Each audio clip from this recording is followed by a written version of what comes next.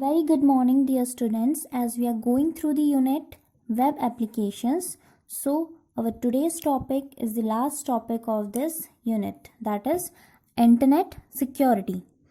So, basically, the rapid growth of internet and its application in diverse fields, security risks have also increased.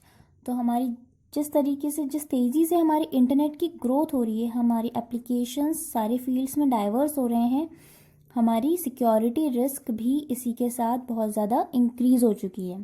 ठीक है. We send over the internet our personal information like our names and those of our families, passwords for our accounts including emails, banking or even credit cards details. Some knowledgeable persons with bad intentions, crackers, can easily intercept this information and misuse it for their own benefit. So, हम internet में अपनी कुछ personal information feed करते हैं, अपने name, अपने families के बारे में. ठीक है. और हमारे कुछ पासवर्ड्स होते हैं हमारे अकाउंट के, जैसे कि कौन से अकाउंट्स होते हैं, ईमेल्स, बैंकिंग. ठीक है. हमारे क्रेडिट कार्ड्स की कुछ डिटेल्स होती हैं, तो वो सारी कहाँ सेव होती हैं, वो सारा डेटा हमारा सेव होता है इंटरनेट में. ठीक है. तो अगर कोई बहुत नॉलेजेबल पर्सन है विद देयर बैड इंटेंशंस, ठीक है, उन्हें हम कहते हैं क्रैकर्स. उन पर्सनस को कहते हैं हम क्रैकर्स. तो वो इजीली हमारी उस इंफॉर्मेशन को एक्सेस कर सकता है, उन इंफॉर्मेशन को क्रैक कर सकता है, हमारे पासवर्ड्स को. ठीक है. हमारी क्रेडिट कार्ड की डिटेल्स को, और अपनी खुद के बेनिफिट्स के लिए उसका मिसयूज कर सकता है. Clear. So for internet security there are some precautions. First is keep password safe. हमें अपने पासवर्ड को बहुत ज़्यादा सेफ रखना चाहिए. Use strong passwords which have a combination of lower and uppercase letters, numbers, and also special characters. Keep the length of the password at least 12 to 14 characters.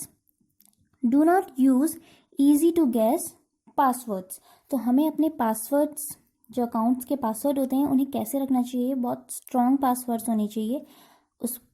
हमारे password किसके combination से बना होना चाहिए, upper case, lower case letter से, number से, special characters, मतलब इन सारे वर्ड्स का कॉम्बिनेशन होना चाहिए हमारे पासवर्ड में. और हमारे पासवर्ड की लेंथ एटलीस्ट 12 से 14 के बीच होनी चाहिए. क्लियर.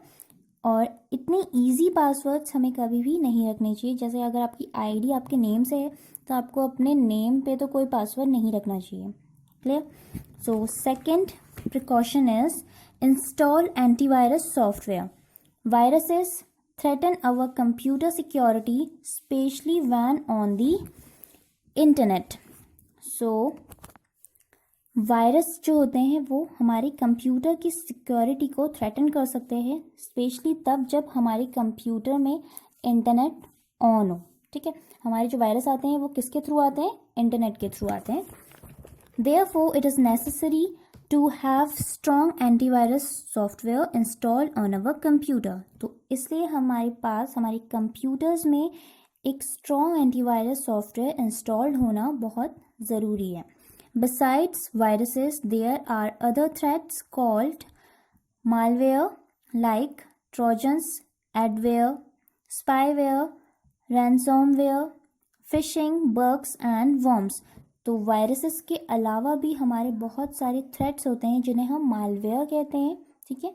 और उन थ्रेट्स के नेम्स हैं trojans, adware, spyware, ransomware, fishing, bugs and worms. ठीक है. ये सारे हमारे थ्रेट्स हैं जिन्हें हम मालवेयर कहते हैं.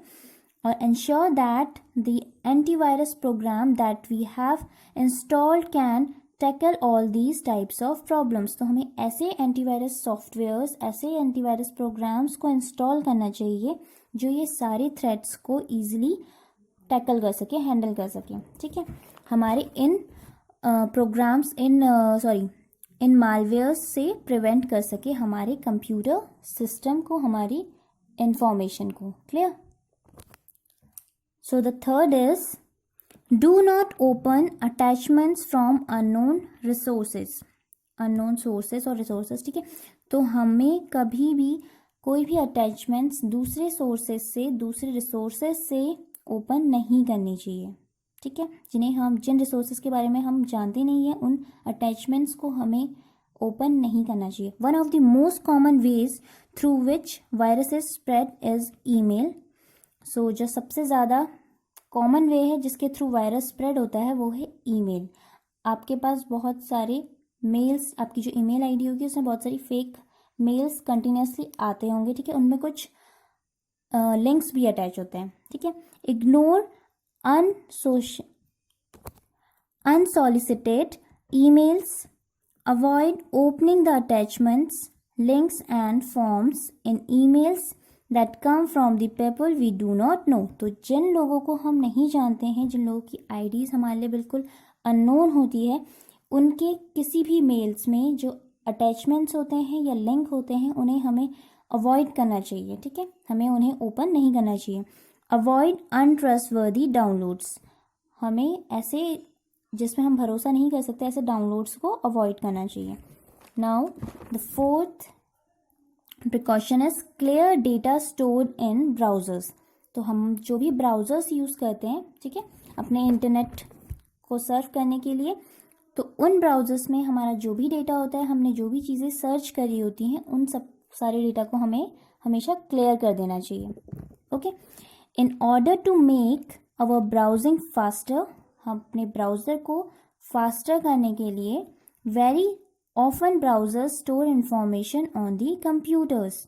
This information can include history of websites visited, cookies created by these websites, login IDs and passwords for different sites. We have enabled this feature. So, हमें क्या करना चाहिए, अपने ब्राउज़र को फास्टर करने के लिए अपने ब्राउज़र से जितनी भी हमने डेटा स्टोर है हमारे उस ब्राउज़र में, किसी कंप्यूटर के ब्राउज़र में डेटा स्टोर है, ठीक है। हमने जो भी चीज़ें सर्फ की हैं, हमने जो भी चीज़ें उसमें विज़िट करी हैं, ठीक है, तो हमें उस हिस्ट्री को पूरा क्लियर कर देना चाहिए। और जो कुछ साइट्स होती हैं जिसमें हम अपने लॉगिन, अपनी आईडी और पासवर्ड डालते हैं, उन साइट्स को भी हमें उस ब्राउज़र से हमेशा रिमूव कर देना चाहिए, ओके, जिससे हमारा जो भी हमारी अकाउंट्स है वो सेफ रह सके और हमारी हिस्ट्री वगैरह हम उसे हमेशा हमें डिलीट कर देना चाहिए। So dear students, by completing this topic we have also completed our this unit. Hope you understand all the topics clearly of this unit, and in the next video we will start our new unit. Okay, thank you.